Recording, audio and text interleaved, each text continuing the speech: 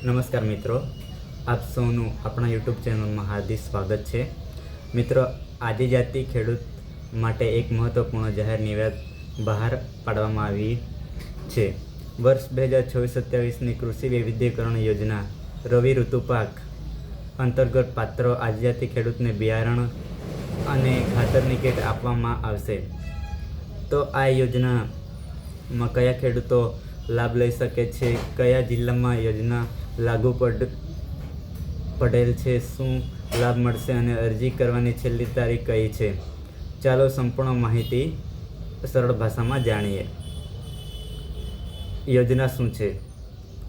મિત્રો, આ યોજના જનજાતીય કલ્યાણ યોજના અંતર્ગત અમલમાં મૂકવામાં આવી રહી છે. આ યોજના દ્વારા પાત્ર આદિજાતિ ખેડૂત કુટુંબને ખેતી માટે બિયારણ અને ખાતરની કીટ આપવામાં આવશે.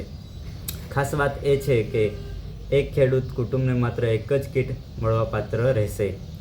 કયા જિલ્લામાં લાભ મળશે? મિત્રો, આ યોજનામાં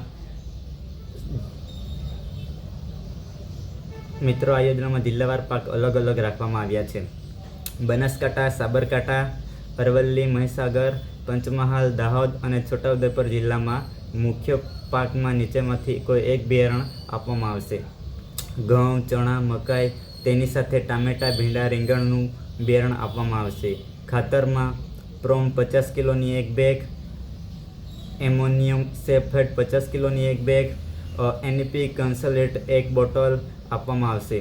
નર્મદા જિલ્લાઓ માટે હવે ખાસ ધ્યાન આપજો મિત્રો, કારણ કે નર્મદા, ભરૂચ, સુરત, નવસારી, તાપી, વલસાડ અને ડાંગ જિલ્લાના ખેડૂતો માટે પાકનું કોમ્બિનેશન અલગ.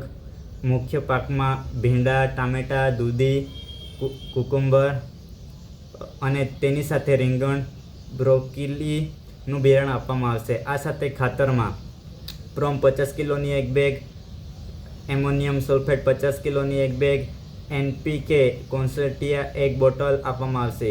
ખેડૂતોને વધારાનો લાભ.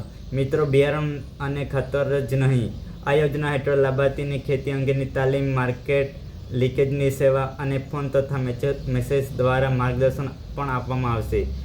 એટલે ખેડૂતને ખેતી અને ઉત્પાદન માર્કેટિંગ અંગે માર્ગદર્શન મળશે. અરજી કરવી. મિત્રો, ઓનલાઈન અરજી 11 ઓગસ્ટ એટલે કે આજેથી 2024ના રોજ બપોરે 2 વાગ્યાથી શરૂ થઈ ગઈ છે અને ઓનલાઈન અરજી કરવાની છેલ્લી તારીખ 31 ઓગસ્ટ 2026 છે.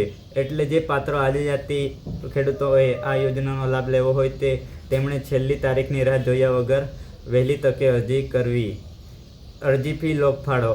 અરજી કરવામાં ફાળો જેટલો આ યોજના હેઠળ અરજદારે 500 લોકફાળો પેટે જમા કરવાનો રહેશે. અરજી ક્યાંથી કરવી? મિત્રો, આ યોજનામાં માત્ર ઓનલાઈન અરજી સ્વીકારવામાં આવશે. અરજી કરવા માટે તમે VCA ગ્રામ કેન્દ્ર, ગ્રામ પંચાયતના કોમન સર્વિસ સેન્ટર, CSC અથવા સાયબર કાફે પર જઈને ઓનલાઈન અરજી કરાવી શકો છો.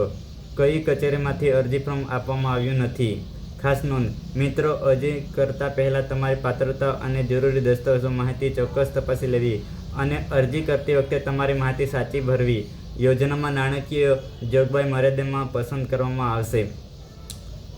તો મિત્રો, જો તમે પાત્ર આદિજાતિ ખેડૂત છો અને આ યોજનાનો લાભ લેવા માંગો છો તો 31 ઓગસ્ટ 2024 પહેલાં ઓનલાઈન અરજી કરવાનું ભૂલશો નહીં.